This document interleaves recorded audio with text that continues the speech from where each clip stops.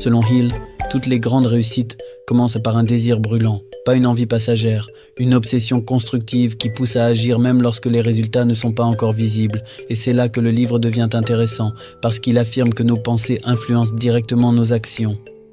Si une personne passe son temps à se convaincre qu'elle n'est pas capable, qu'elle n'a pas les bonnes relations ou qu'elle manque de chance, elle finit par agir comme quelqu'un destiné à échouer. A l'inverse, une personne qui développe une conviction profonde en ses capacités cherche davantage d'opportunités, persévère plus longtemps et prend des décisions plus audacieuses. Bien sûr, penser positivement ne suffit pas. Le livre ne dit pas qu'il suffit de rêver pour réussir. Il explique que la pensée doit être accompagnée d'un plan, d'une discipline et d'une action constante.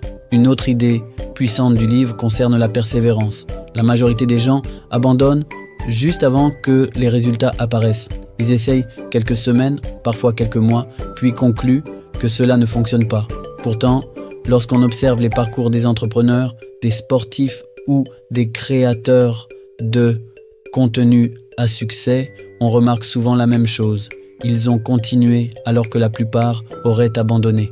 La différence entre l'échec et la réussite ne réside pas toujours dans le talent. Très souvent, elle réside dans la capacité à rester en mouvement malgré les obstacles. Si ce podcast vous a apporté de la valeur, n'hésitez pas à vous abonner et à partager cet épisode. On se retrouve très bientôt